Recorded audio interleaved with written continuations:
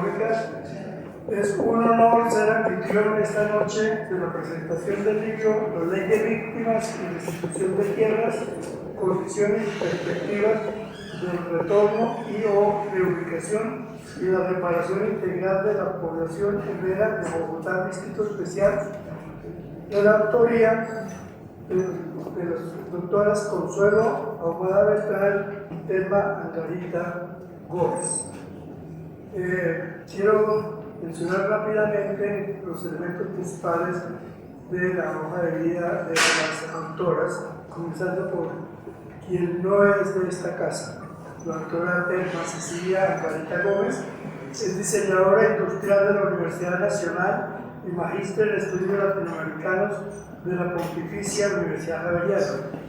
Tiene experiencia de trabajo en programas presidenciales y distritales de atención a población vulnerable, principalmente en los temas habitantes de calle, recuperadores de material reciclable, desplazamiento forzado interno, comunidades indígenas y afrocolombianas y rehabilitación de barrios y planificación comunitaria.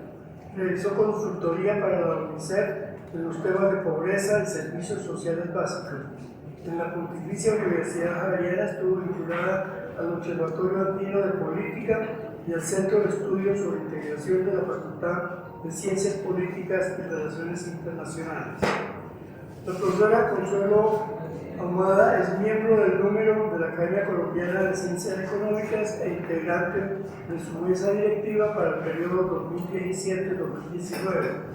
PhD en Ciencia Política de New York University, con énfasis en estudios latinoamericanos.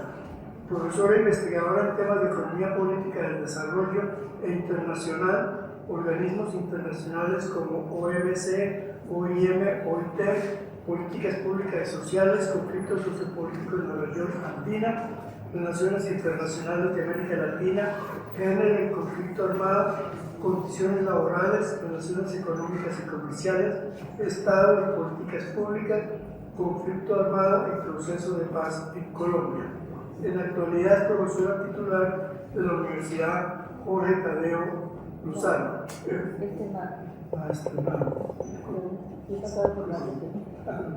De la Universidad Externada de Colombia. Participante en eventos académicos y o de movimientos sociales y en publicaciones en 34 países de los 5 continentes. Ahora los comentarios a este libro, nuestro miembro de número, el profesor Darío Fajardo Montaña, quien es oficial de programas de la FAO, Naciones Unidas, antropólogo de la Universidad Nacional de Colombia, posgrado en Historia de América Latina, Departamento de Historia, Universidad de California, Berkeley, profesor de las Universidades Nacional, Andes, Pedagógica y Tecnológica de Colombia y de la Universidad de La Plata en Argentina, director del Centro de Estudios Sociales CES, Facultad de Ciencias Humanas de la Universidad Nacional, director general del Instituto Amazónico de Investigaciones Científicas, investigador del DANE, del CIE, de la Universidad de Antioquia y de Desarrollo, coordinador de proyectos pilotos, Plan Nacional de Alimentación y Nutrición del Departamento de Planeación, autor de muchísimas investigaciones y publicaciones sobre historia, región, población, empleo, agricultura, historia, economía, desarrollo rural, descentralización, indigenismo. Entonces le damos la palabra a las autoras, no sé qué orden piensen. Comienza la doctora Consuelo.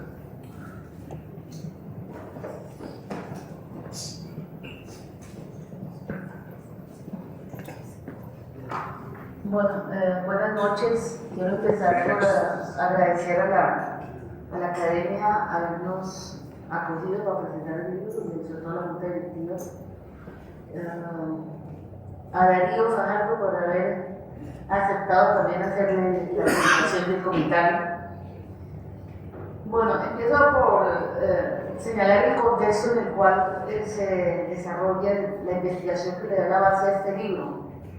Es el gobierno anterior de Bogotá, el gobierno de Bogotá Humana, que mostró un interés muy específico, incluso desde el plan de desarrollo, en el tema de las víctimas, así como en el tema del proceso de paz. Y, por supuesto, como parte integrante del proceso de paz que ya venía en gestación. En esto se presentó una coincidencia, digamos, afortunada con el presidente Santos, pese a la diferente concepción política y social y a defender ambos un modelo económico distinto. Pero por un periodo muy importante que acompaña digamos, el contexto en el cual se desarrolla tanto la aplicación de la ley de víctimas como un poquito más adelante el proceso de paz, es importante que Bogotá se puso en primera plana, las autoridades de Bogotá en primera plana para sacar adelante este proyecto. En Bogotá hay una población, o había una población no muy numerosa de enderas que venían del Chocó y de Risaralda, Endera Catíos y Endera Chamí, fundamentalmente desplazados por el conflicto armado. Y se encontraban en muy buena medida marginados en albergues inicialmente, después en casas particulares, inquilinatos inicialmente, después en unos albergues, y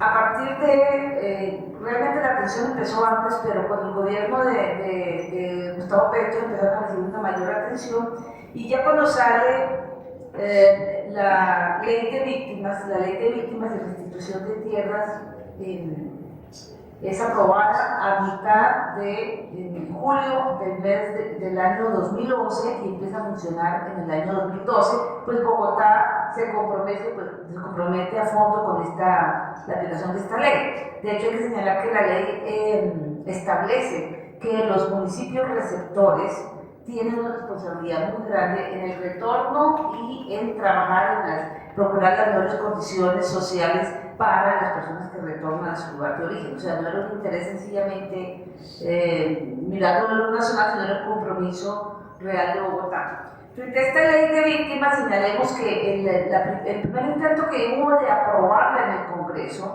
fracasó. Fue hacia el final del gobierno de Álvaro Uribe, y fracasó porque Uribe defendía varios argumentos. El primero es hablar de víctimas implica hablar de conflicto armado. Ustedes saben que se negó a reconocer la existencia del conflicto armado. Para él, el tema de la guerra en Colombia era un producto de la lucha contra el terrorismo internacional y todo lo demás, y no reconocía la existencia del conflicto armado. La ley de víctimas, desde sus inicios, caracteriza la situación de Colombia como un producto de un conflicto armado de muy larga duración.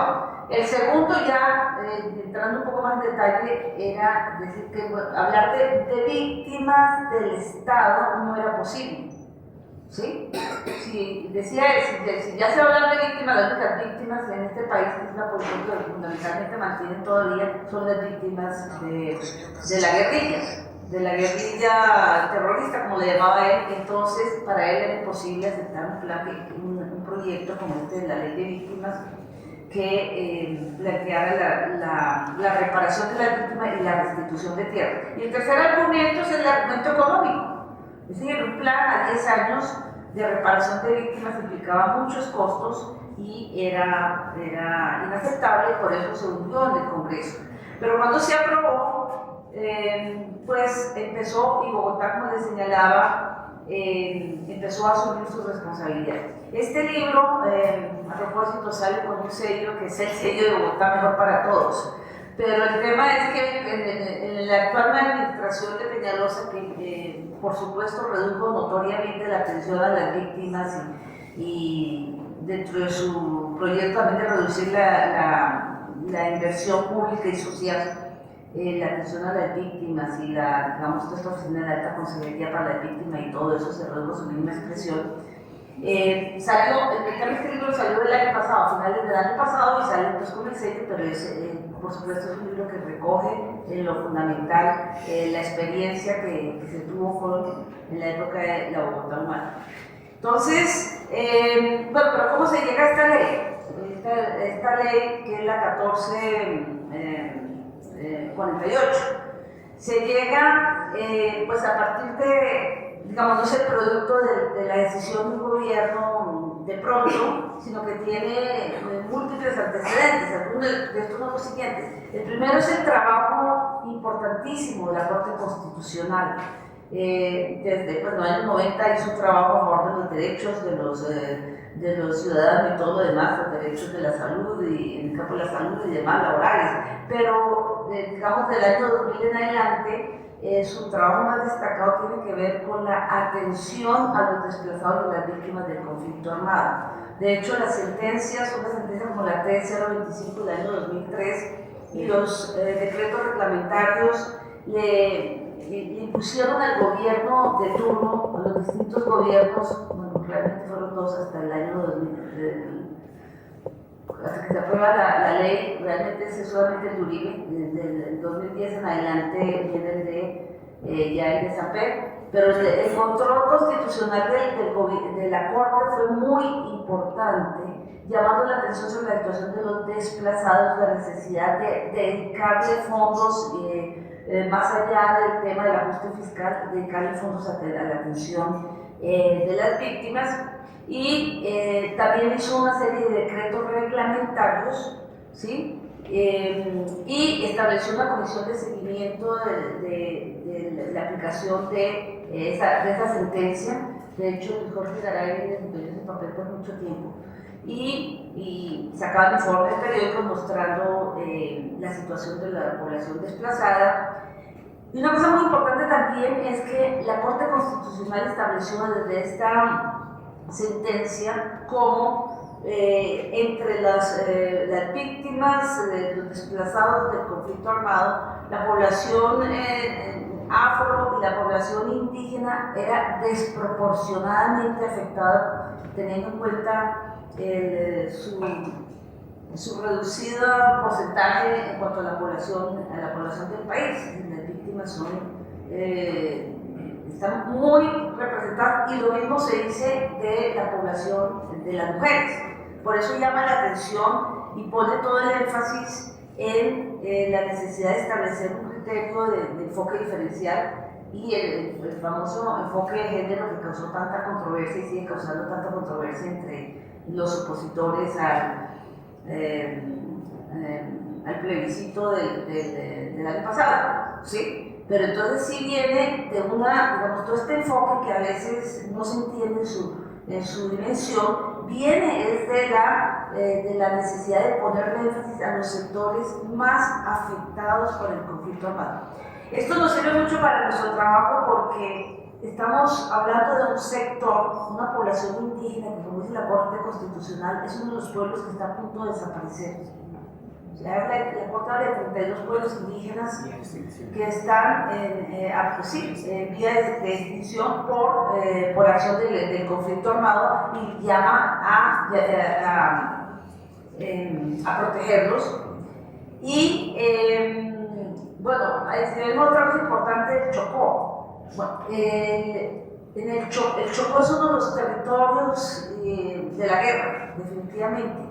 CODES y otras entidades han mostrado cómo el conflicto armado se ha centrado fundamentalmente en el Pacífico, departamentos del Cauca, Nariño y Chocó, en razón de las actividades que ejercen los actores armados, es decir, el tráfico de drogas, el tráfico de armas, todo lo que tiene que ver con estar sobre el Pacífico, la lejanía histórica, la escasa presencia histórica del Estado. Uno mira el Chocó y una cosa que llama la atención es la casi nula presencia del Estado en cuanto a lo que tiene que ver con infraestructura, con servicios sociales básicos y demás.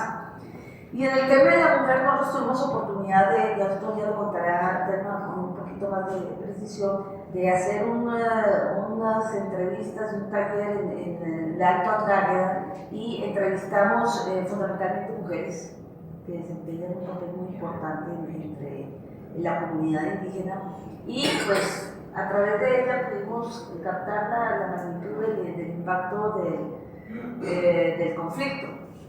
Hay otro tema importante que es que la Corte, a partir del decreto 4633 de 2011, que digamos plantea lo que es la reparación y la ley de víctimas para las poblaciones indígenas, habla de la reparación colectiva y por primera vez introduce el territorio como sujeto de reparación. Esto es muy importante porque es que cuando se habla de reparación y de restitución de tierras, una de las opciones que se planteaba era, bueno, si no se puede allá porque si la zona es muy conflictiva, mandémoslos para otro departamento o para otra región. No, es que el tema del territorio implica que el territorio forma parte de la cultura, forma parte de la historia de estos pueblos y por eso es tan conflictivo el tema de que no pueda volver a su territorio.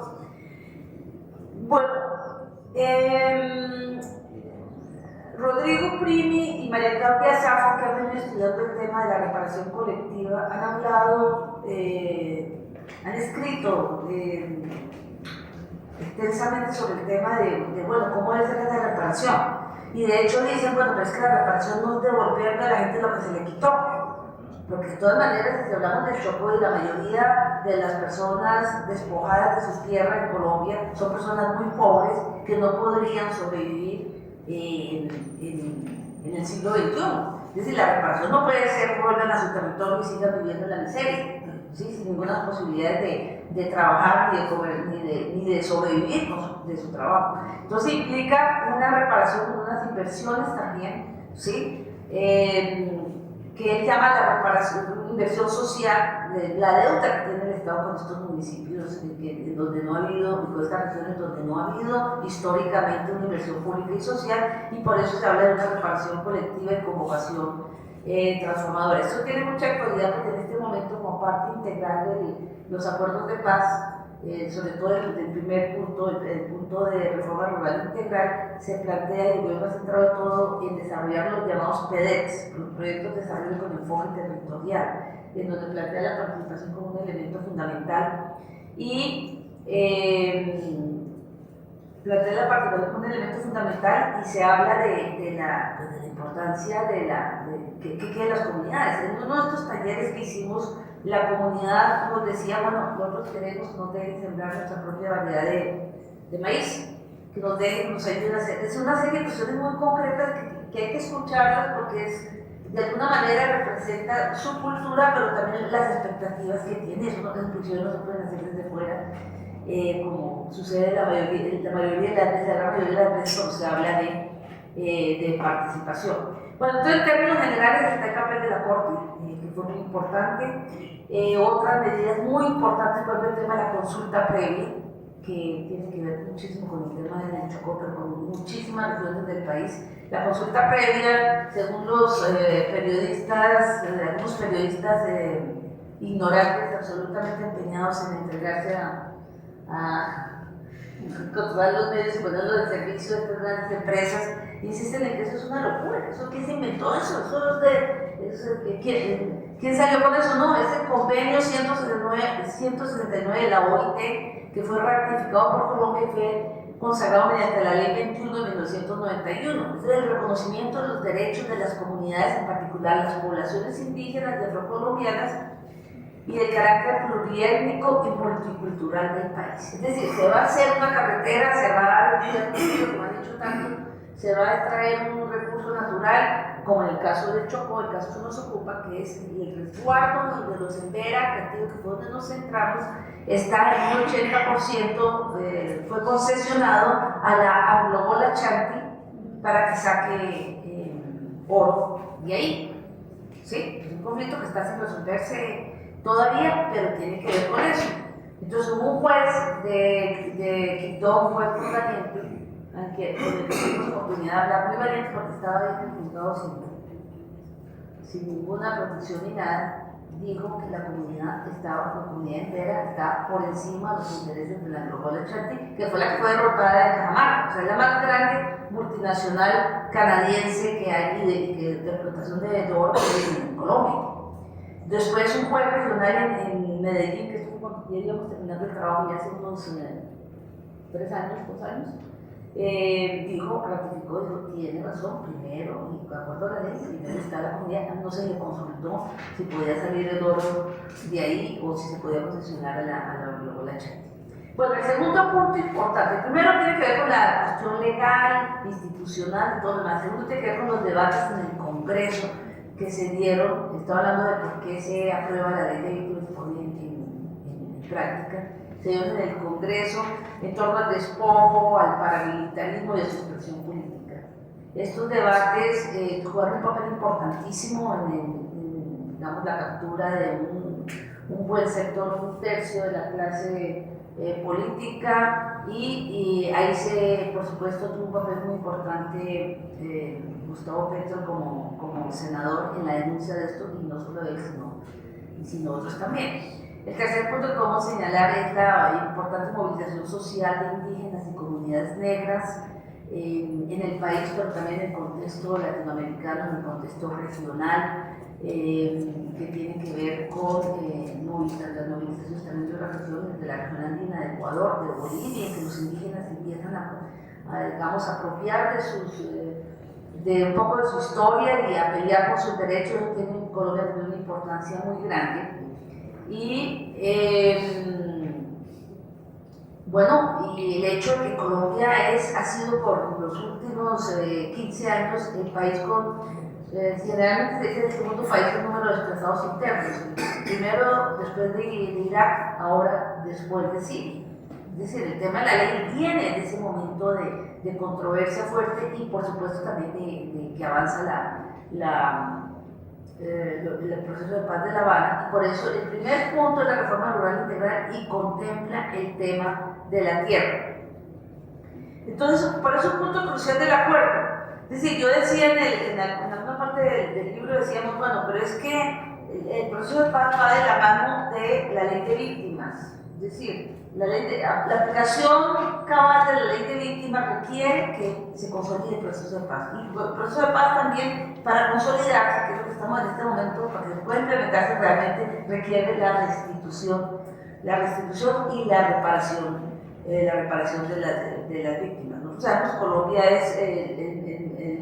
el proceso de concentración de la tierra ha sido enorme, a diferencia de otros países latinoamericanos, donde de una u otra manera se ha ido democratizando más la propiedad, aunque no al paso que debía darse, pero sí se ha democratizado. En Colombia se ha concentrado cada vez más después de 52 años de conflicto armado. Entonces, lo que encontramos después de 52 años de conflicto armado es una concentración de la tierra cada vez más alta. En el Chocó, aparte, como les señalaba, bueno, están las poblaciones indígenas hacia el centro y el sur, hacia el norte están también las poblaciones negras, que han tenido un conflicto permanente con los grandes cultivadores, en el caso del norte con palma africana, en el caso del sur es más el tema de la minería, y es el abandono histórico de las regiones, como señalábamos. El Alto Andahuaylas no tiene vías, no tiene carreteras, no tiene servicios básicos de salud, hospitales de algún nivel de complejidad. Todo está, digamos, en una situación realmente de abandono, y se trata de la región más conflictiva. De hecho, una vez se firma el acuerdo de paz, esta es una región que sigue, de donde han surgido todos estos nuevos grupos, viejos y nuevos grupos, que empiezan o que entran a controlar el país y que continúan generando el desplazamiento en esta zona estratégica, que es la zona del Pacífico. Hay múltiples factores que se oponen a la puesta en práctica de la ley, ya lo señalábamos, pero también podríamos extender los mismos que se ponen en contra o que atentan contra el desarrollo de la implementación de los acuerdos de paz. El primero, y sin ninguna duda, son las fuerzas que están detrás del despojo, del narcotráfico, del paramilitarismo, los grandes terratenientes que concentran la tierra, que se ponen funcionarios, que compran la superintendencia de notaría, los notarios, que compran gobernadores, alcaldes, que imponen la institucionalidad. Esto fue claro sobre todo en el gobierno anterior, ¿sí? Es decir, hay un interés en este momento no, pues desde que empieza a aplicarse la ley de víctimas, el tema de los ejércitos anti-restitución de tierras que se han expresado en toda la zona Caribe y el Pacífico, que han el asesinato de 120, 130 líderes, no solamente por pedir la tierra, sino por ir a meterse en este proceso de restitución de tierras, sino también ahora a partir de la firma de los acuerdos de paz. Segundo, un factor igualmente contradictorio con la aplicación de los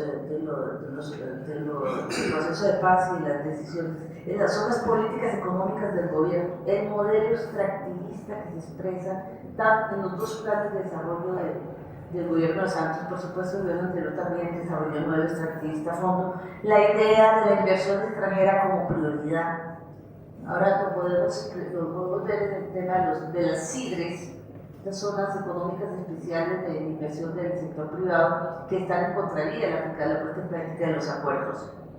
Tercero, las políticas de ajuste fiscal impuestas a rajatabla por el gobierno. Esta es la típica política neoliberal que se impone desde los años 90, pero se hace más aguda en este momento y pues entra en contradicción con la aplicación de los acuerdos de paz, con el desarrollo regional, que es prioritario para las regiones que están en conflicto. Es decir, ¿cómo pretender que sea el sector privado con su afán de ganancia que construye las carreteras terciarias, el sector privado construye las grandes vías, las 4G, y eso se dedicó el señor Coscorrón a hacer antes de que renunciara como ministro. Lo sigue controlando a través por interpuesta persona. Es decir, son los grandes negocios, pero lo que requiere el primer punto y los PEDETs es inversión en vías terciarias que no son rentables, sí, pero que son de importancia fundamental para los habitantes de las regiones. La institucionalidad es otro problema, ¿no? La burocracia, los sectores que se oponen, que no entienden el cambio, que siguen manejando o tratando de sabotear los cambios que se están haciendo para sacar adelante tanto el proyecto de víctimas, de la reparación de las víctimas y la restitución de tierras, como la aplicación de los acuerdos de paz. En el libro estudiamos, ya voy terminando para no extenderme más, la trayectoria de los gobiernos, los últimos 3 gobiernos en Bogotá, antes del último, que por supuesto ya es un corte, los 3 gobiernos de corte social que han llamado los gobiernos de izquierda, y claramente encontramos que hay una inversión pública y social fuerte, sostenida. Por supuesto, esa inversión pública y social tuvo su máxima expresión con el gobierno de Gustavo Petro y la Bogotá Humana. Y encontramos también que, y eso lo señalo, y creo que eso me costó que la administración actual, que iba a hacer un lanzamiento al libro, por ahí encontraron que se hablaba de Peñalosa y que se le decía que era neoliberal, que el gobierno de Mocus decidieron clausurar y finalmente nos dieron los libros y nos dieron repártanos ustedes, pero no más, bueno, no podía ser de otra manera. O sea, el incremento de inversión pública y social ha sido sostenido, y eso hay datos, incluso datos de sectores que no tienen que ver con la administración, y por eso la atención a la víctima fue progresivo. Bueno,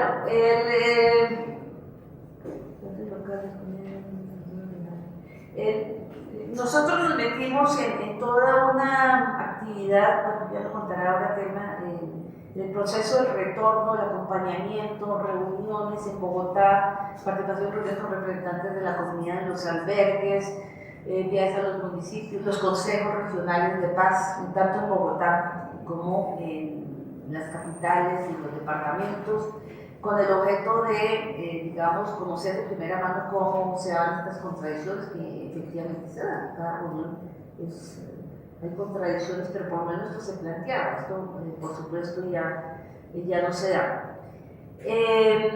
Bueno, y como les señalaba, de la experiencia en el Alto Ondágueda, me parece muy importante destacar, sobre todo el taller que se realizó, cómo percibir la situación en términos económicos, sociales, cómo lograr la inversión en este momento en que por todo el país se están discutiendo la asesoría, la promoción de los PEDETs, cómo impedir que se vuelva una cuestión burocrática y que sea más de lo mismo, es decir, cómo tener en cuenta a las comunidades para que participen abiertamente en todo esto. Bueno, ya termino.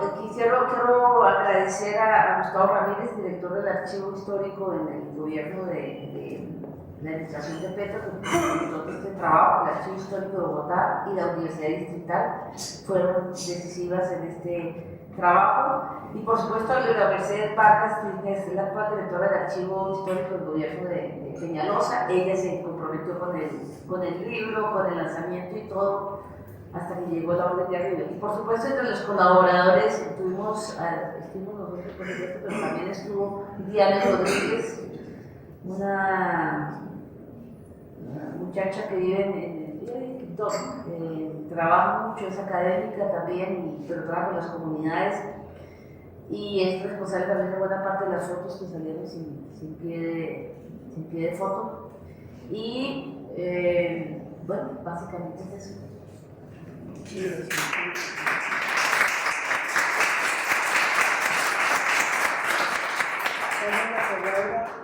La doctora Cecilia Garita. Gracias. Buenas noches.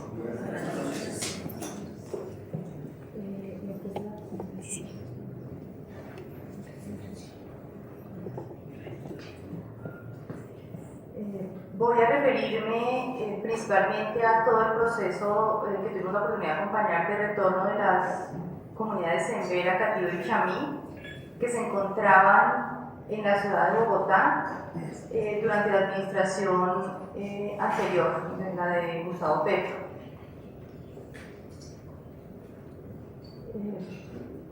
Continuando con el reconocimiento que acaba de hacer la doctora Consuelo, las fotos que van a ver en la presentación las tomó la compañera investigadora Diana Rodríguez, allá en la región y en Bogotá durante las marchas de protesta que hicieron las comunidades para ser escuchadas y atendidas por las instituciones. Como refirió Consuelo, el departamento de Chocó es un departamento que tiene poco más de 400.000 habitantes, de los cuales el 78% vive en la pobreza y el 31%, casi 32% en condiciones de indigencia, con un elevadísimo índice de necesidades básicas insatisfechas.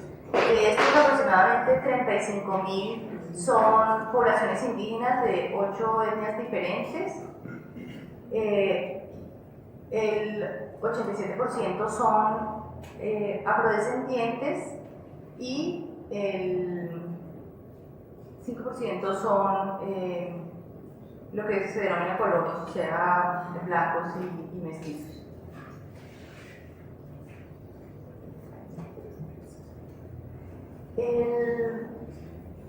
Colombia es hoy, y frente a las cifras que acaba de presentar Consuelo, es hoy el país que registra el mayor número de desplazados internos del mundo. Cuando realizamos el estudio, se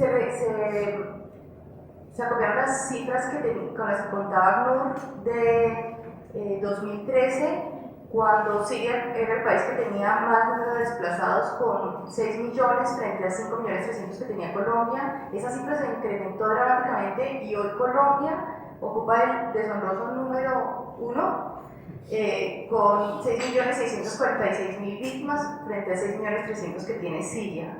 Estas cifras fueron tomadas ayer de la página oficial de la Unidad de Víctimas y son las que ellos tienen registrados oficialmente.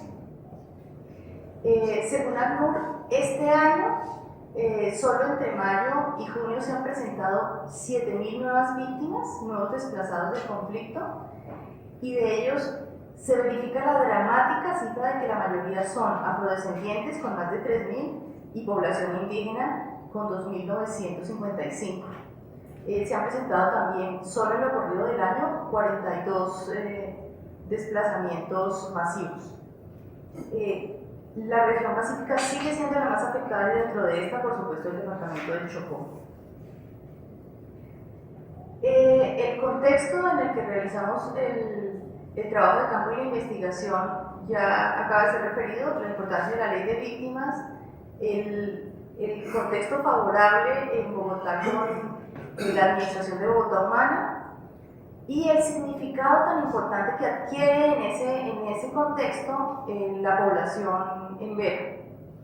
¿Por qué se considera que la población,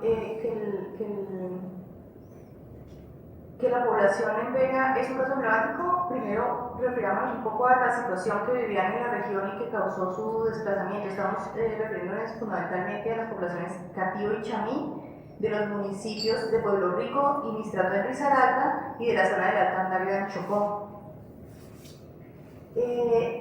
Es, como refirió Consuelo, una zona de enormes riquezas, hace parte de la frontera entre Chocó y Risaralda, es una zona de transición entre el Chocó biogeográfico y el eje cafetero, entonces es una zona de enorme riqueza.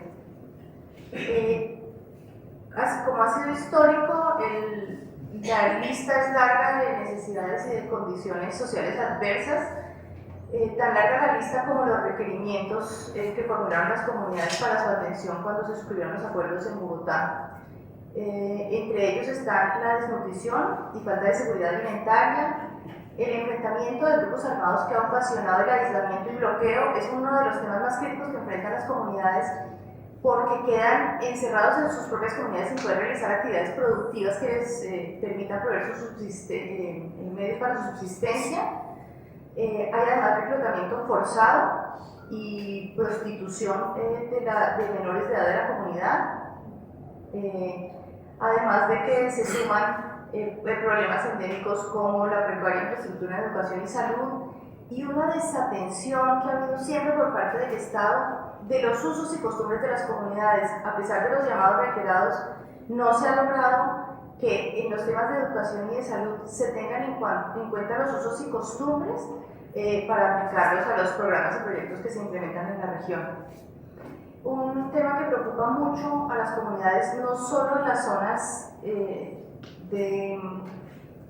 de origen, sino que afrontaron en Bogotá y que forzaron un poco a su retorno, es la condición de los jóvenes que ahora presentan un alto índice de consumo de sustancias psicoactivas y de otros problemas sociales.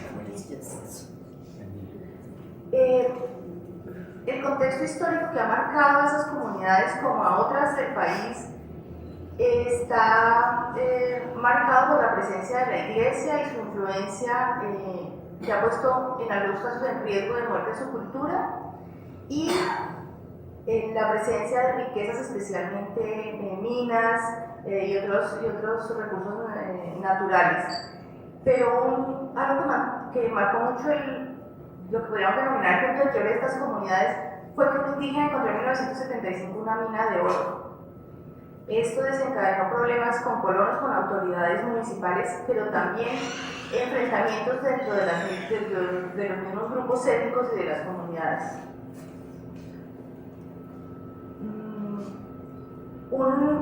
Como mencionó Consuelo, un acápite aparte es la situación de la mujer en la comunidad endera.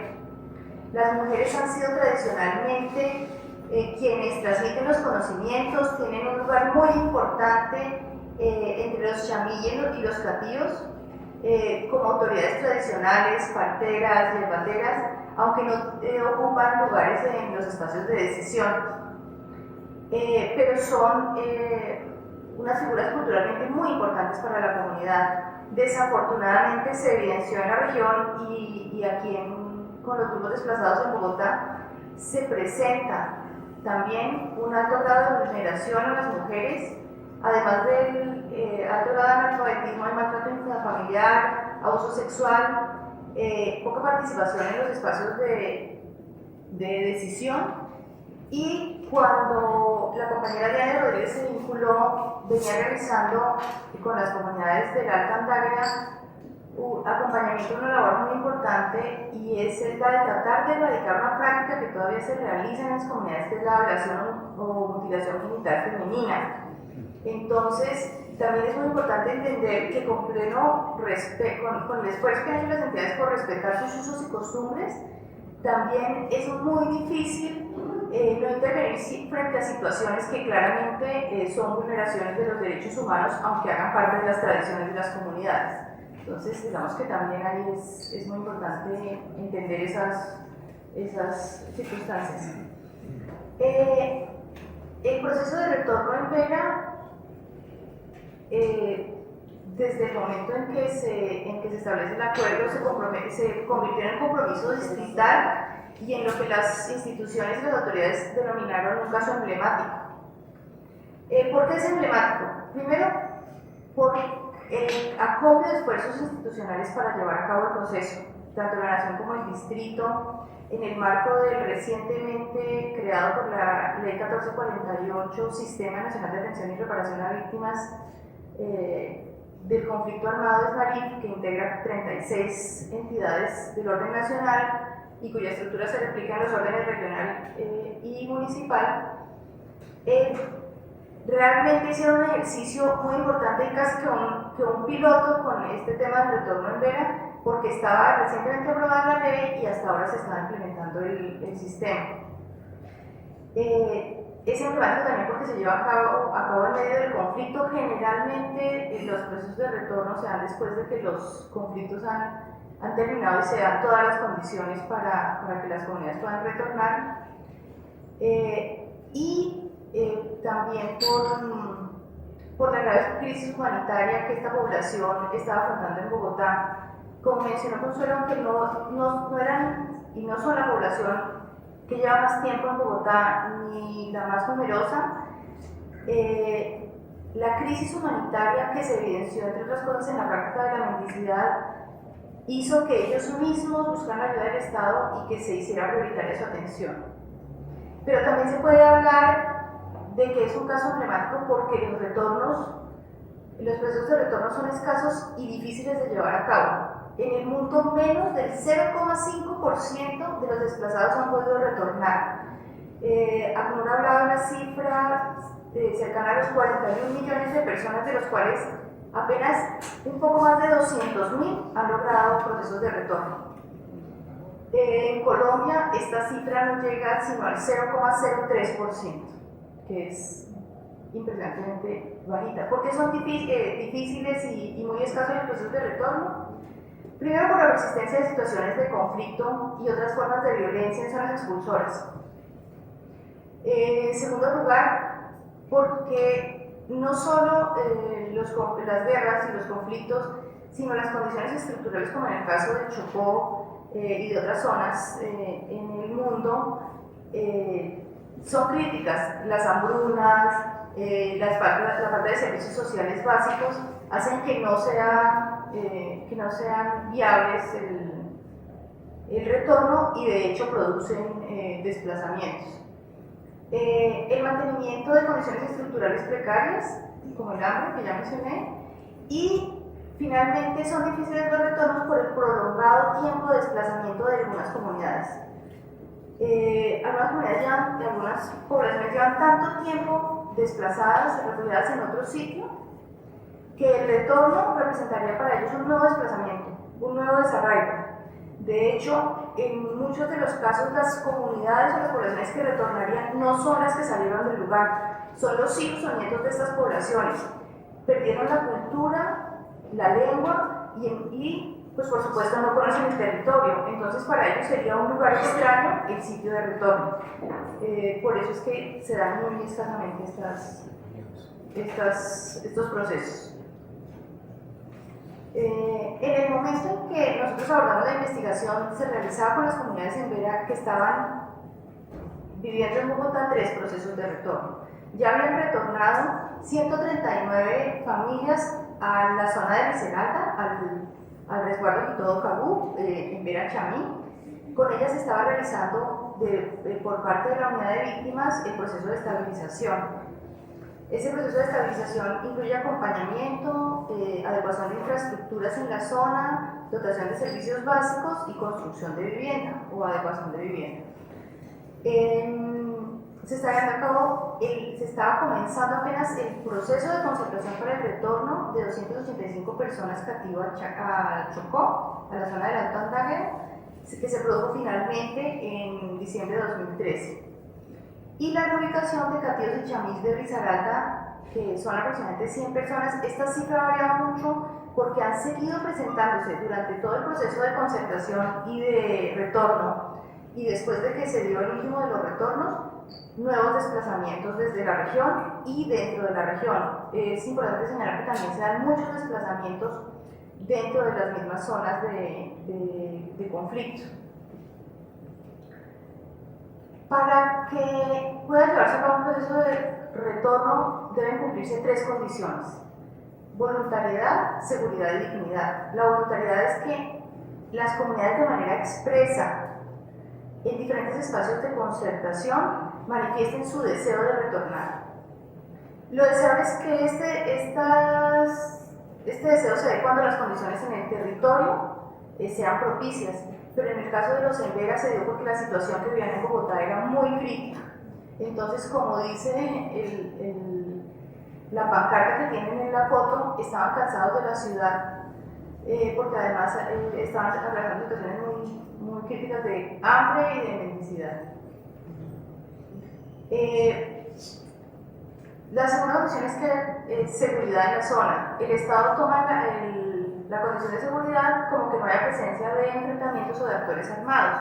Cuando ellos verifican que la zona es segura porque no hay enfrentamientos, dan un concepto con el cual se da viabilidad al proceso de retorno. Las comunidades indígenas contradicen este concepto de seguridad, dicen que para ellos el concepto de seguridad debe ser integral y debe ir más allá que la sola presencia de actores armados con los que además han convivido muchos años. Para ellos es más inseguro y representa más riesgo para su vida el hambre, la falta de oportunidades productivas y dicen que tienen más riesgo de morir de hambre que a causa del conflicto. Por eso solicitan el fortalecimiento de su gobierno propio y el acompañamiento y formación de su guardia indígena. El proceso de retorno empieza formalmente con la suscripción de un acuerdo entre la Nación y el Distrito el 11 de julio de 2012. Es el día en que los indígenas terminan la toma pacífica que habían hecho frente a la unidad de víctimas. Y ellos se habían también asentado en otras partes de Bogotá, en el Parque del Renacimiento, en las carpas, habían hecho algunas tomas pacíficas, y como respuesta a esa presión, finalmente se suscribe el acuerdo. La coordinación intersectorial incluye planes de acción para el retorno y la reubicación, planes de acción sectoriales en los que cada entidad dice qué acciones va a hacer y cuántos recursos va a poner: educación, salud, infraestructura e inclusive defensa y seguridad. Y se establece una matriz de compromiso que incluye también los compromisos de la comunidad. Para que se dé el proceso de retorno, el compromiso no solo debe ser en una vía de inversiones y acciones por parte del Estado, sino también por parte de las comunidades a través de sus líderes, tanto en Bogotá como en el resguardo. Hay una frase en las comunidades que dice que líderes no son autoridad, y aunque algunas personas acompañaron y lideraron el proceso de sus comunidades aquí en Bogotá, no pueden tomar decisiones que no sean avaladas por la autoridad en su territorio.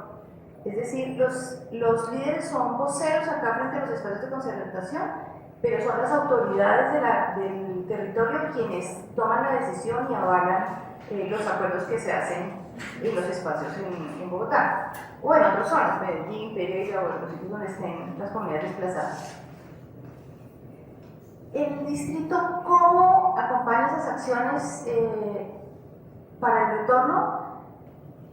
Además de la atención que como municipio receptor le corresponde en la ciudad de Bogotá con los albergues que junto con la unidad de víctimas se financiaron, el distrito, gracias a que el acuerdo de manera excepcional, además sentando un precedente, aprobó que el Consejo aprobó que el distrito realizara inversiones por fuera del territorio. Eso le permitió concurrir con subsidios para vivienda en las zonas de retorno y con el componente productivo, con capacitación en la ciudad de Bogotá y luego con acompañamiento y con insumos y herramientas en el territorio.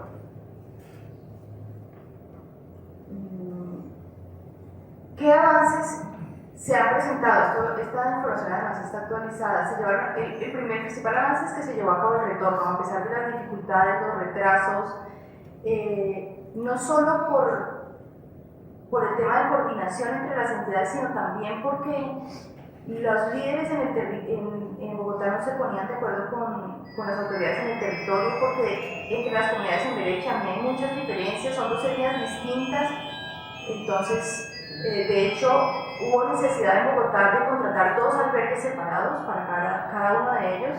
Entonces, esas dificultades de concertación retrasaron la toma de decisiones para el retorno. Es importante señalar que a partir de la suscripción de los acuerdos, pero también de mandatos de la Corte Constitucional y de llamados de los entes de control, tanto la Unidad de Víctimas como la Alta Consejería para Bogotá han realizado acciones puntuales para responder y para mejorar la capacidad institucional para atender a la población de manera oportuna en la ciudad.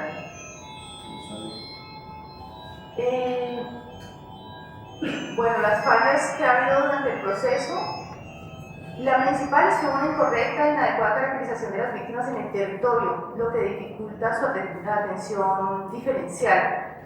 Las instituciones desde el comienzo dieron atención homogénea a las dos etnias que son completamente distintas, lo que generó los conflictos que referían. Una falla muy grave es que las comunidades receptoras no participaron en la elaboración de los planes de retorno. Los líderes sí, pero las autoridades no fueron informadas. Entonces un día llegaron las personas retornadas y muchos no estaban ni siquiera enterados de que tenían que dar albergue en sus casas a las personas.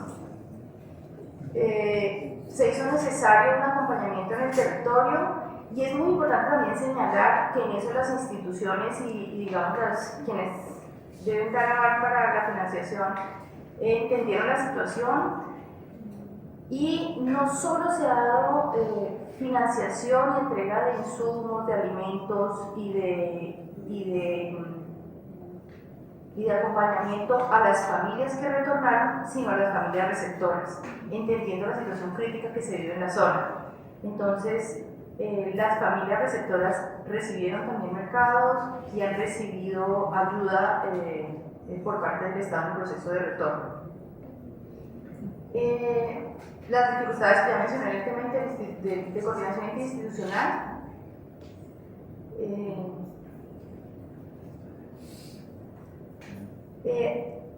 Otro aspecto que es muy importante señalar es que algunos de los programas que hacen parte de la oferta institucional incorporada al plan de retorno y reubicación carecen del enfoque étnico y los mismos no se ajustan al marco jurídico y derecho de los pueblos indígenas. Entonces, como siempre, las necesidades de la población se enfrentan a la rigidez de la oferta institucional. Es el caso, por ejemplo, del SENA. El SENA, dentro de su oferta, entonces, tiene autoconstrucción, tiene costura, y tiene la misma oferta que para todas las poblaciones en el país, especialmente en las zonas urbanas, y esa oferta no les sirve como solución para lograr emprendimientos y opciones productivas y de generación de ingresos a esas poblaciones. Entonces, nuevamente, falta el enfoque diferencial en la oferta institucional. Y un problema que además está un poco también derivado y que quedó consignado en la ley de víctimas, es que aunque se hizo la advertencia, la Corte Constitucional la hizo y las entidades de control, los recursos para atender a la población desplazada siguen saliendo de la bolsa de recursos con que se atiende a la población pobre. Entonces, aunque aquí son priorizados, cuando llegan a los municipios pasan a hacer la fila. Y los recursos siempre son insuficientes, especialmente en esas regiones que no cuentan con la capacidad fiscal y administrativa para atender a la población. Entonces, como es obligación poner la contrapartida y acompañar el proceso, allí se frenan generalmente realmente las inversiones y los avances en las acciones.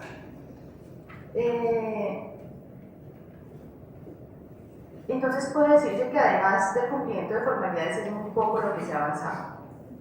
Se verifica, por ejemplo, que el programa de vivienda no se ha podido llevar a cabo, entre otras cosas por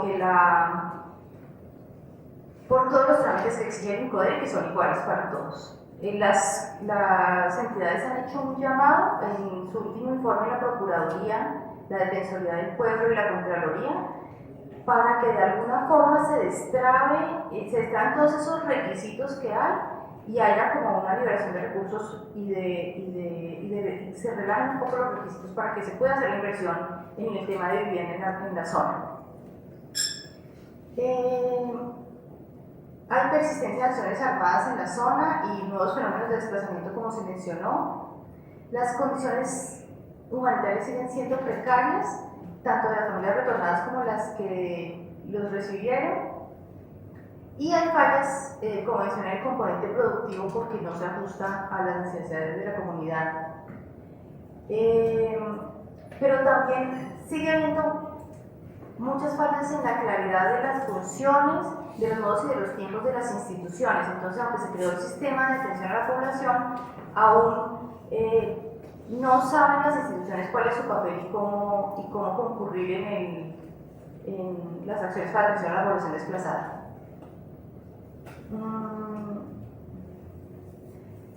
También afecta el retorno, pero no solo de la población específica que estudiamos, sino en general, y es también una ley de variantes de control, la insuficiente asignación presupuestal frente a la dimensión del problema. Las dificultades de coordinación del territorio, pero también el incumplimiento por parte de las comunidades indígenas. Ellos adquirieron unos compromisos y no los están cumpliendo. Entonces no asisten a las capacitaciones, no van a la reunión. La situación actual en la región, la Defensoría del Pueblo informó, y así se dice, aunque suene reiterativo, ellos se manifiestan a través de informes de situación, informó en un informe de situación y a través de diferentes medios de comunicación que se han presentado en el Chocó más de 1.200 más personas desplazadas. Hay más de 800 familias en situación de confinamiento, es decir, que no pueden movilizarse por el territorio, y se han venido presentando amenazas a los líderes a causa de la presencia de grupos armados ilegales como las autodefensas gaitanistas y el ELN. Pero también hay presencia de actores que representan intereses privados y que están detrás de la aprobación de los títulos, de aprobación de títulos mineros para explotar recursos en la zona. El juez de Chocó, que se referencia a Consuelo, logró que se poner una medida cautelar y proteger a los territorios, pero además se ha logrado frenar las licencias que había para intervenir en la zona. Entonces esas presiones también por parte de los intereses privados vienen presentándose.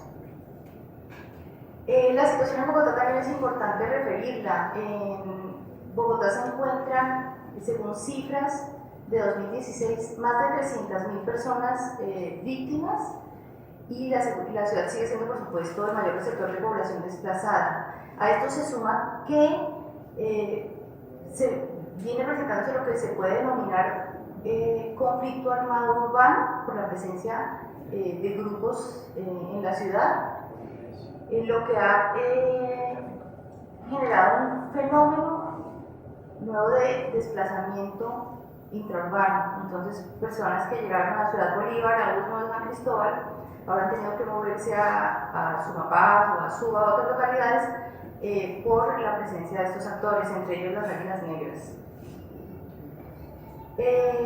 La situación actual del país para los desplazados sigue siendo crítica. La Corte Constitucional, ante la solicitud del gobierno de levantar la medida, la declaratoria de estado de cosas inconstitucional, dijo que no. Dijo que persiste el estado de cosas inconstitucional en materia de desplazamiento forzado, que fue declarado hace 13 años mediante la sentencia T025, como consecuencia de la vulneración grave, masiva y sistemática de los derechos de la población desplazada, hay nuevas amenazas de actores armados, hay nuevos desplazamientos hacia Bogotá y otras zonas, y por ello, tanto a nivel nacional como los organismos internacionales como ACNUR, en su informe más reciente también advierten que uno de los retos del gobierno para la consolidación del posconflicto es ocupar no solo militarmente, sino con sus instituciones las zonas que por ejemplo estuvieron bajo el dominio de las FARC y que ahora empiezan a ser territorios en disputa de otros actores armados. Finalmente, quiero hacer una reflexión acerca de cómo se ve en el informe. Nosotros concluimos que las instituciones no solo fallan en el cumplimiento de sus propósitos, sino en la definición de los mismos. En relación con la comunidad en Vera hemos visto que detrás de sus políticas hay un tufillo de inequidad que no reconoce completamente a esas personas como ciudadanos. En verdad es una mirada que no los reconoce como iguales. No esperamos que sus expectativas sean iguales que las nuestras, casi consideramos una traición a sus raíces y a su cultura, que tengan expectativas o aspiraciones educativas o económicas, cuando lo deseable a los ojos de las instituciones es que se conformen con ayudas y actividades de subsistencia. No esperamos que vivan, sino que sobrevivan. Esa parece ser la mirada que se ve en las decisiones y las acciones de las instituciones. Las normas de las instituciones y sus funcionarios procuran proteger a los indígenas como se protege a las especies exóticas, a las tortugas, a los monos, a la bellísima y casi extinta rana de cristal, entre muchas otras. Los indígenas son vistos como parte de ese paisaje salvaje, ancestral, y el propósito pareciera ser que permanezcan así. Cuando la violencia los arroja de manera precipitada a las ciudades, ellos que eran dueños de sus vidas y de sus días, que a diferencia de nosotros conviven como conviven en su hábitat sin arrasar y sin destruir, pierden el vínculo con su hogar y su cultura y quedan realmente incrustados en las urbes en calidad de mendigos. Las instituciones, siempre de manera bien intencionada, para atenderlos a ellos y a otras poblaciones vulnerables, han establecido los mínimos, que más bien debieran llamarse los precarios. Y las soluciones ofrecidas son siempre insuficientes e inadecuadas, como advierten pronunciamientos y sentencias de la Corte Constitucional y de otros entes del Estado. Esto no es nuevo realmente. Se ha hecho cientos de veces en estudios, en informes, en análisis y en columnas de opinión. Aquí solo queda registrado una vez más. Las frases se repiten porque la situación es una situación repetida, contada una y otra vez. Una realidad inmutable, inmune a las buenas intenciones, a los propósitos de cambio y a las acciones realizadas. Tan repetidas y repetitivas frente a un mal que adquiere resistencia, que son ineficaces. Un estudio reciente,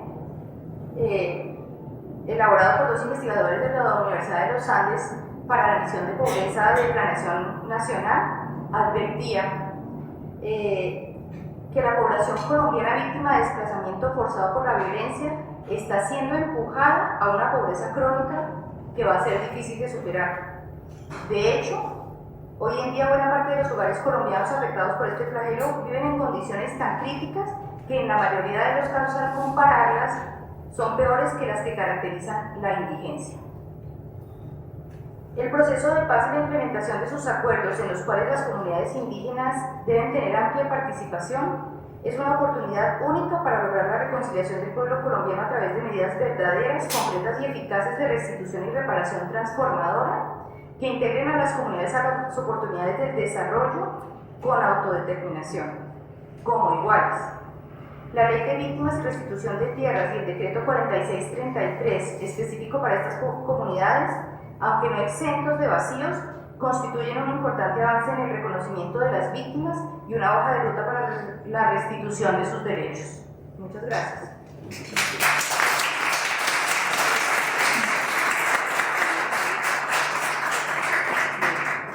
Para finalizar la presentación, damos la palabra al doctor Darío Fajardo Montaña.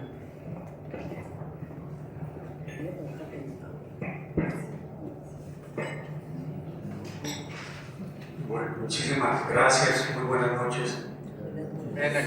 Realmente el trabajo de las profesoras Consuelo y Telma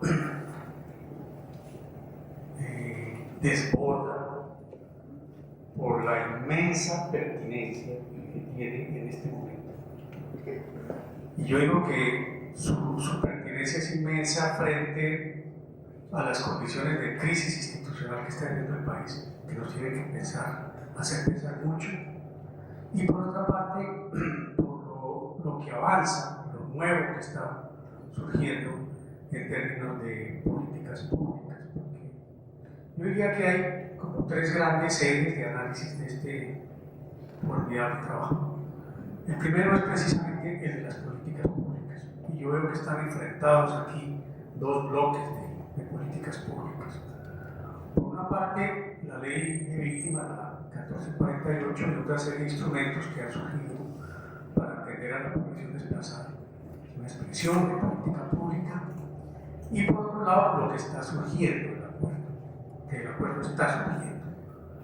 Una serie de elementos de políticas públicas que se han tratado de visibilizar, pero están surgiendo.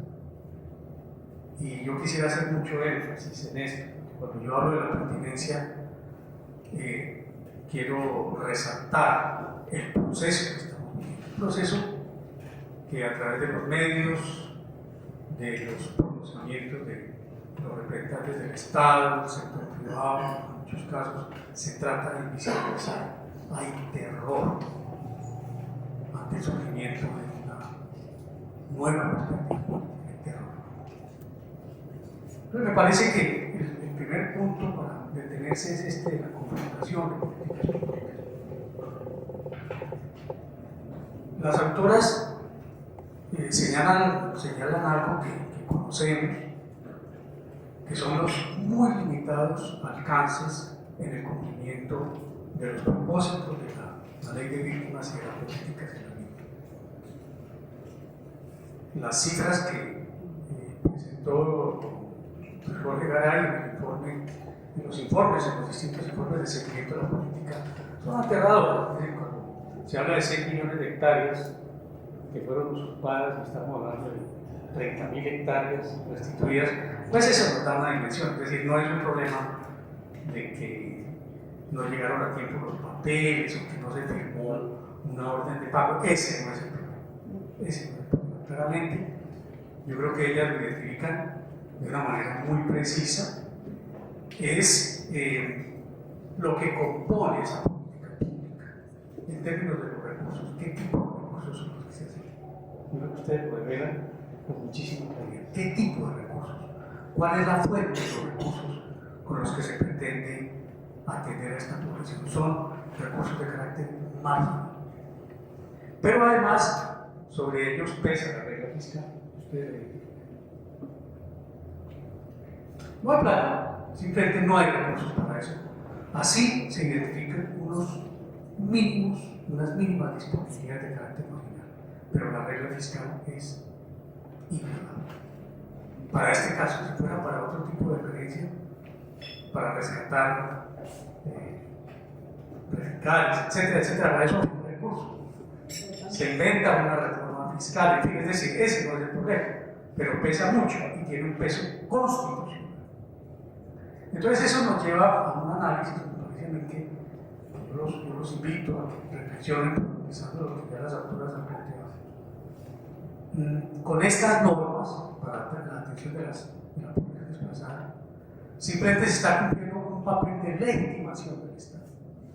Recuerdo muy bien cuando sale la ley, la 1448, el país acababa de salir de esa situación bastante complicada, que fue el intento de la segunda reelección del presidente Uribe, un rechazo profundo, y aparece el gobierno del presidente Santos como un elemento de renovación, un elemento de relegitimación del Estado. Fue clarísimo. Yo tuve la oportunidad de participar en el encuentro que se hizo en agosto precisamente del año 2010 de las zonas de reserva campesina, donde el presidente emitió una señal de pacificación, emitió luego una señal de paz. Vamos a hacer las paces con el país agrario, con el país que hemos perseguido, vamos a hacer las paces. Y uno de los elementos fundamentales de esta paz era decirle sí a las zonas de reserva campesina que habían sido fustigadas, perseguidas de la manera más impresionante durante el autogobierno del presidente Uribe.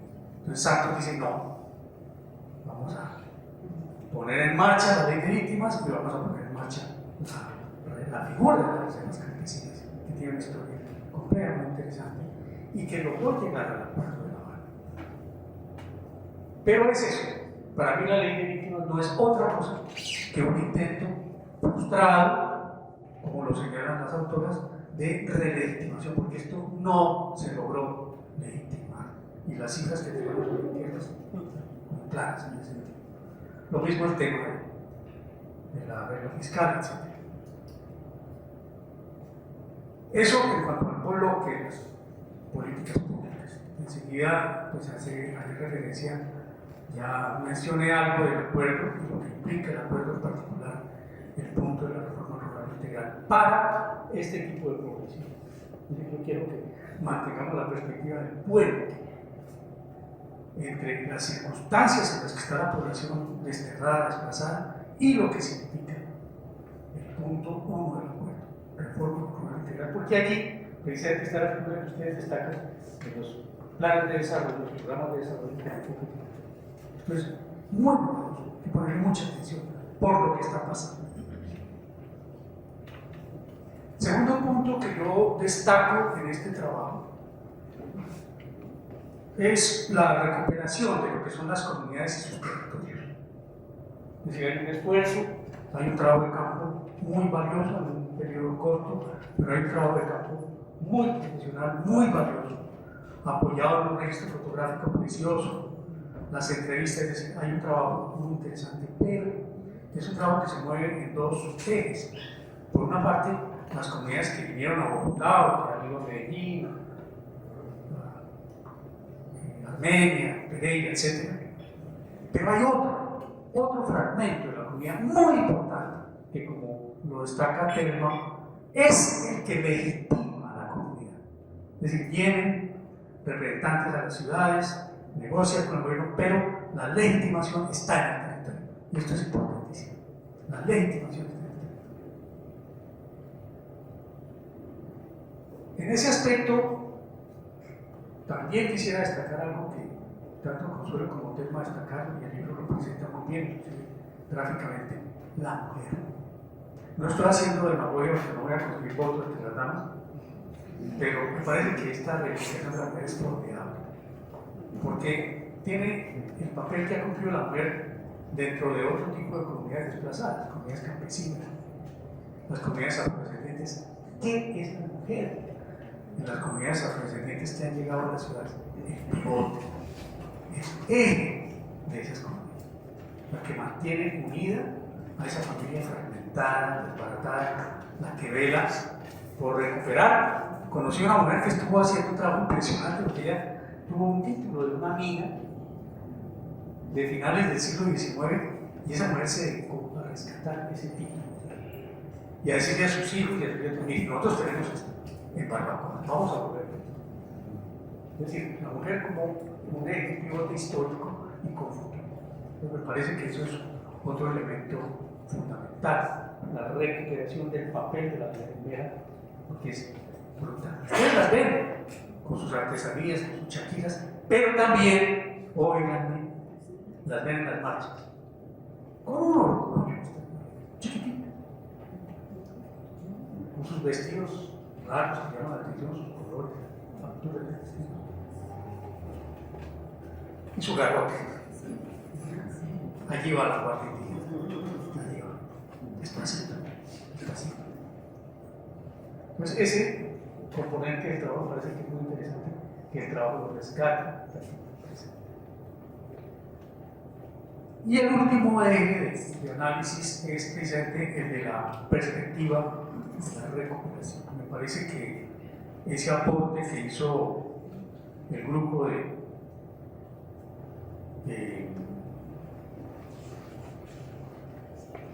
justicia transicional en la Universidad de los Andes, la doctora Zafón, el PRIMI, en el sentido de plantear el carácter transformador.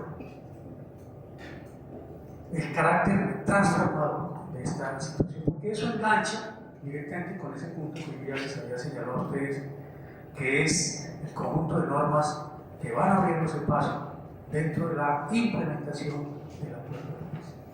Yo les llamo mucho la atención a ustedes porque nosotros estamos en un medio urbano que no se da por enterado de lo que está pasando. Un medio que fue sacudido por el proceso de Buenaventura. Yo creo que ya muchos de ustedes ni se acuerdan, pero bueno, allá sí se acuerdan. Están en eso. Lo que está pasando en los municipios mineros de Bajo Cauca, ¿qué está pasando? Esto va, no lo vemos porque los medios no ocultan lo invisible y lo hermano. Buenaventura, Chocó, el Bajo Cauca minero, ahí van, y nosotros no lo percibimos, pero ese es el país que está transformándose.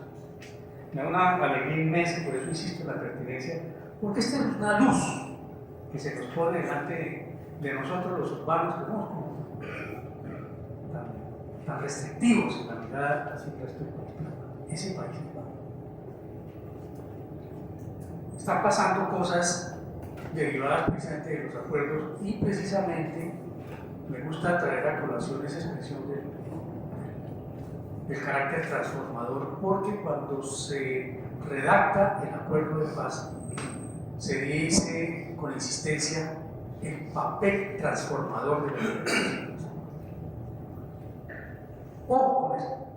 No soy la mano bíblica que escribe por allá la muralla del gobernador. No, es que estamos viendo cosas muy profundas. Es decir, eso se está dando a un nivel telúrico, poco a poco, está avanzando y se está empezando en distintas formas. Entonces me parece que si nosotros le ponemos atención tanto al tema de las políticas públicas como al tema de comunidades y sus territorios y al tema de la implementación del acuerdo y la reconstrucción del territorio, yo creo que podemos ir por buen camino adelantándonos en algo a lo que está ocurriendo. Yo quisiera volver un poquito atrás, insistir en el tema de la ley 1448, porque cuando nosotros hablamos de políticas públicas, como que eso es una política que es del Estado, como que es un Estado neutral, que produce leyes, políticas, etc. Y se nos olvida que detrás de esas políticas hay correlaciones de fuerzas. Ahí hay correlaciones de fuerzas, que se expresaron en la 1448 y que se van a expresar en la implementación del acuerdo como paquete de políticas públicas, nuevas fuerzas. Es decir, eso tenemos que tenerlo en cuenta, estudiarlo, tenerlo muy en cuenta, porque eso está caminando. La crisis que estamos viendo nosotros nos tiene que indicar algo, es decir, ese hundimiento de los partidos, el hundimiento de las cortes, todo eso forma parte de la transición que estamos viviendo.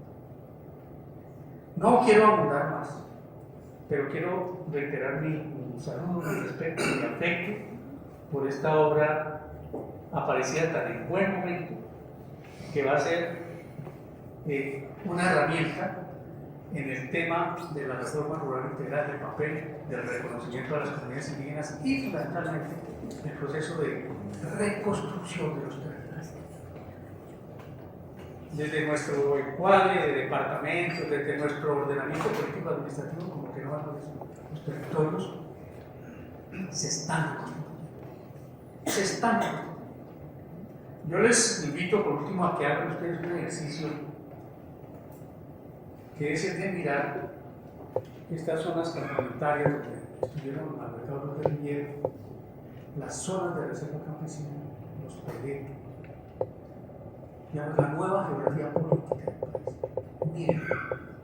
Mírenlo y ubiquen este trabajo que nos va a dar muchas luces, no solo como el recuerdo de lo que fue la aplicación de la ley 1448, tan limitada, sino de lo que viene. Felicitaciones, muchísimas gracias.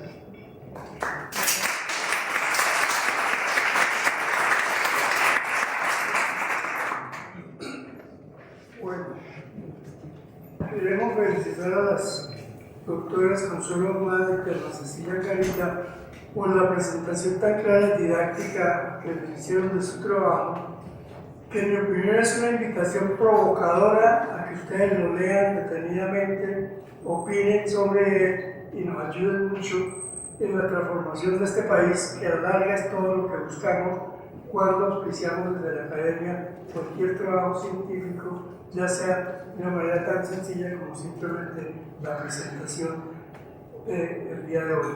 Y al doctor Darío Fajardo hay que agradecerle la síntesis que logró de sus impresiones sobre el trabajo, que fueron muy valiosas y también nos abren preocupaciones y ideas para continuar con la discusión. No sé si hablamos unos 10 minutos de un par de preguntas, no intervenciones, que todos ustedes pueden intervenir y tienen para intervenir, pero la idea es hacer un par de preguntas. No sé si las doctoras están de acuerdo en que hablamos 10 minutos de pregunta, insisto, preguntas que tengan que ver con las intervenciones que se hicieron. Muy buenas noches. Yo quisiera referirme a lo siguiente. Por actividades laborales y económicas, todos los puentes de las estaciones de Transmilenio están de pordioseros de Veras Castillo y en Veras Chanel. Uno de los expresidentes de la UNIL, mi amigo Liceo Elizandrade Casama, que es sacerdote, Umi, mi amigo también senador, Facanamijoy, Piñacue, Anatolio Quirá, Lorenzo Muelas, y si me pongo a enumerar no termino. Pero lastimosamente los 100 y pico de pueblos indígenas de Colombia, el 12 de octubre de este año se cumplen 525 años del genocidio que aún no para, va a continuar. Por cuestiones de familia, soy de origen ecuatoriano, viví con muchas comunidades indígenas donde mis cuasi paisanos, donde mis hermanos mayores. Pero es una infamia. Para traer al Papa hubo recursos. No hay recursos para los pueblos indígenas de Colombia. El genocidio no para. Y quería hacerle una pregunta que tuvo la doctora Garita cuando se refiere, se dirige en pasado, no en presente, porque en la Universidad Nacional, en el puente que cruza 26, hay indígenas en Vera Castillo y en Vera Chaní vendiendo productos de marihuana y productos de coca, y yo los veo todos los días ahí y me da terror verlos, me da rabia, risa, lloro, no sé qué hacer, porque falta un poquito para que esos niños se vayan por los huecos del puente. Yo no quiero extenderme demasiado en mi pregunta, intervención, no sé cómo catalogarla, pero yo soy un ciudadano de a pie, yo no soy antropólogo ni nada de esas cosas, soy un ciudadano de a pie, ya viejo, infartado y todo, y espero pues que estas inquietudes, me preocupo por la problemática social colombiana, porque no es ajena ni la ecuatoriana ni la de acá, porque me sirve. Ahí muestran a un señor Ricardo Escobar, yo me llamo Nelson Escobar Córdoba, no sé si habrá algo. Muchas gracias. Bueno, por economía de tiempo no vamos a hacer pedir respuestas específicas a cada uno, sino luego una respuesta general. Si hay otra pregunta, ya al fondo.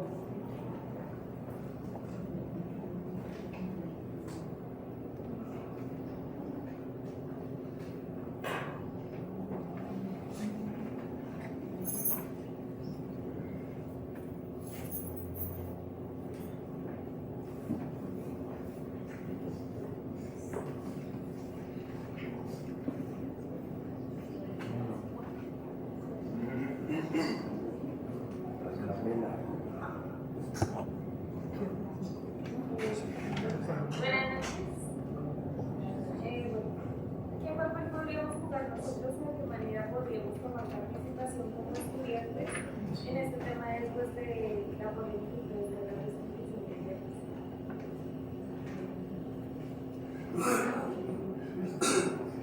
Habrá una tercera pregunta, si no le damos la palabra a las autoras.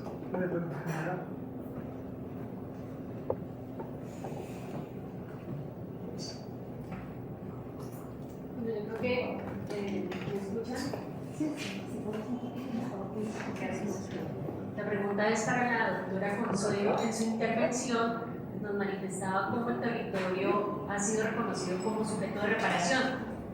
Y me interesaría mucho saber si toda vez que en el trabajo ustedes ponen en evidencia un proceso donde estas comunidades han logrado trasladarse hasta su territorio, puede materializarse allí esa reparación de la que usted nos hablaba, doctora Consuelo.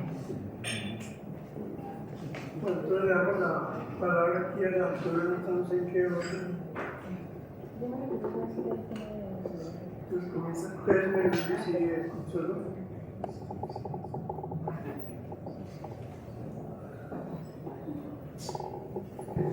Sí, señor, el compañero tiene razón. Como referíamos, a pesar de que el retorno de las comunidades que se encontraban en Bogotá, por qué mencionarlo, hace más de 8 años, pudieron retornar al territorio, han venido presentándose como se señalan en los últimos informes, nuevos desplazamientos de población entera hacia Bogotá. En relación con la atención y con las condiciones de esta población en Bogotá, es muy importante señalar un aspecto. Uno dice, pobre gente, no le están atendiendo, tienen que estar en los puentes mendigando. Sucede una cosa, el distrito y la unidad de víctimas tienen unos albergues, 2 albergues para la comunidad. Están pendientes de la situación y en los albergues dan atención en salud, los niños están matriculados en la escuela, las mujeres reciben capacitación y hay acompañamiento psicosocial además de la prestación de otros servicios. La permanencia en los albergues es voluntaria.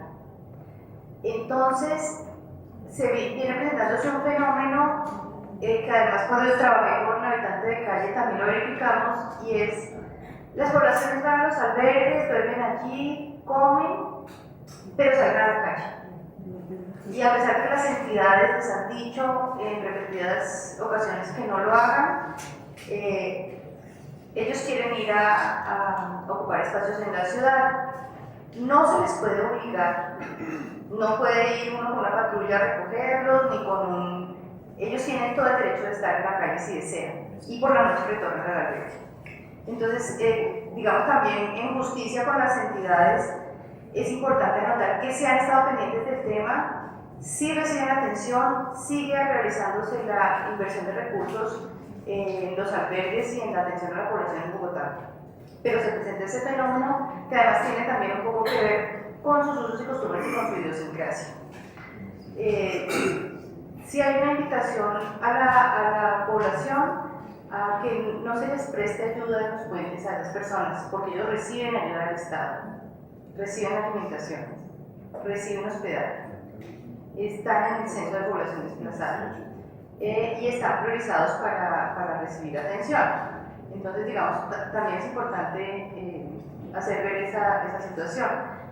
Como les mencionaba, el fenómeno sigue presentándose y ha habido dificultades, sobre todo para la atención en la región, para la ejecución de los planes de acción que se tenían previstos, por diferencias entre los líderes de las comunidades, los conflictos internos que siguen presentándose, pero también por las trabas burocráticas y la coordinación interinstitucional que sigue siendo deficiente. Bueno, yo creo que las 3 preguntas apuntan a un tema de fondo, más allá de si hay coordinación o no coordinación. Creo que los asuntos de fondo son políticos. Pues uno puede decir que hay atención a los en Vera, pero también podría decir que hay atención a los habitantes de calle. Sí, están desplazados por toda Bogotá. Indudablemente cuando baja la inversión pública y social ostensiblemente, cuando bajan la proporción de los recursos dedicados a la atención, pues el tema tiene que notarse.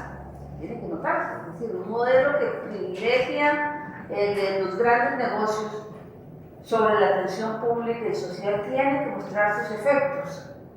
¿Sí? Entonces, más allá de que se sitúen aquí, que tengan diferencias, siempre las han tenido al centro cultural. Quiero saludar aquí a Juan Fernando Rueda, que trabajó conmigo en integración social y que fue, digámoslo así, creo que a través de él me interesé en el tema y empezamos atender los albergues de integración social. Y bueno, o sea, este es un cambio muy importante. No estamos hablando de atención, de si les dan, si les ofrecen ese un albergue, no, estamos hablando de políticas más de fondo, ¿sí? Que explican el incremento de los niveles de pobreza multidimensional en Bogotá en el año y medio que lleva el alcalde de la Bogotá Mejor para Todos. Bueno, pero el otro tema es lo que veíamos aquí, lo que plantea Darío en el comentario. Es una contradicción muy fuerte que la tenemos desde el comienzo aquí. Es decir, ¿cómo poner en práctica la ley de víctimas cuando implica, y la restitución de tierras cuando implica pisar intereses de poderosos? Eso es lo de fondo. No es si se atienden, si se les da el kit de limpieza, si se les da el kit, si se les manda aquí, si se les manda allá. No, lo de fondo es eso. ¿Cuál es la prioridad? ¿Quién tiene más poder? ¿La Anglo-Gola Chanti? ¿Sí?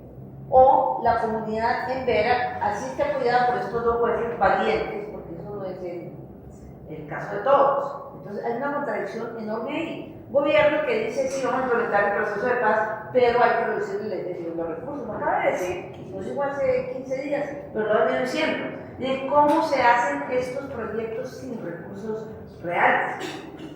La chica que me preguntó de atrás, ¿qué pueden hacer los estudiantes? Bueno, ves que la pelea no es específicamente porque los envían, eso forma parte de todo el problema.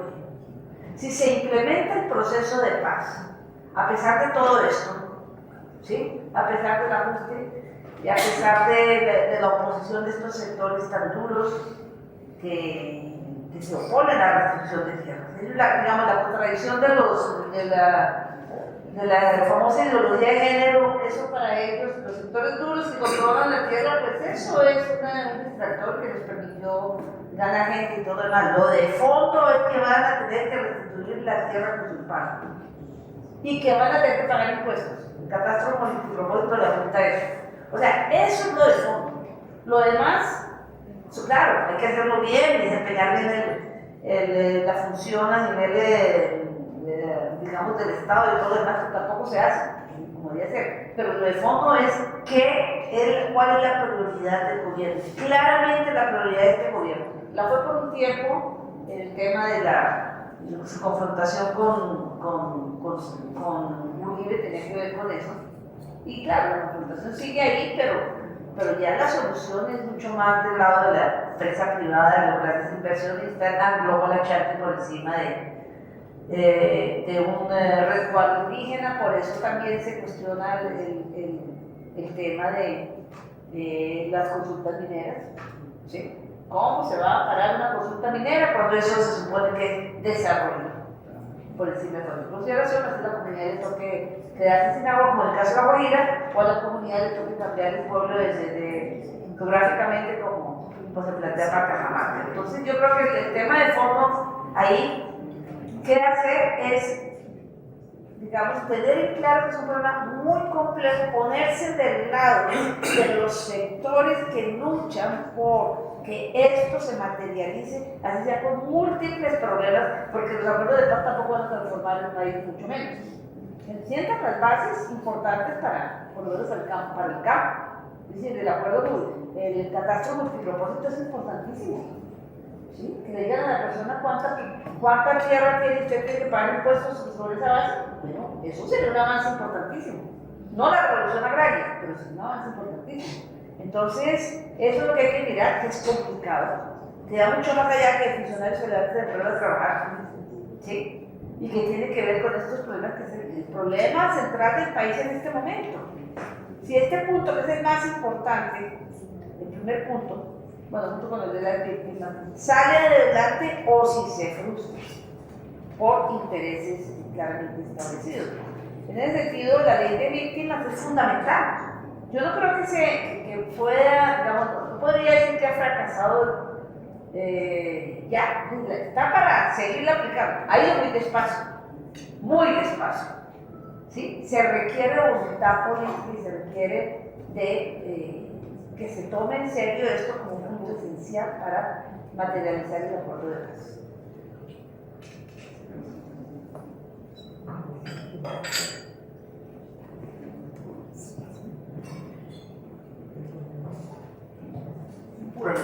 les tengo una buena noticia. El libro está a disposición de ustedes ahí gratis. Claro, hoy había en el periódico un artículo que decía qué tan gratis lo que le dan los gratis. Pero bueno, está bien. Queremos agradecer a los doctores Consuelo Eterna la presentación que hizo el libro, al doctor Darío reiterar nuestros agradecimientos por sus comentarios, a ustedes por su presencia e invitarnos a la conferencia que tendremos mañana, que nuestro invitado es el presidente del Instituto de América Latina de la Academia de Ciencias de la República Popular de China, quien disertará sobre las relaciones entre China y América Latina. Bienvenido mañana a las 6 de la tarde nuevamente en esta sede, en nuestra casa, que es la casa de ustedes. Muchas gracias.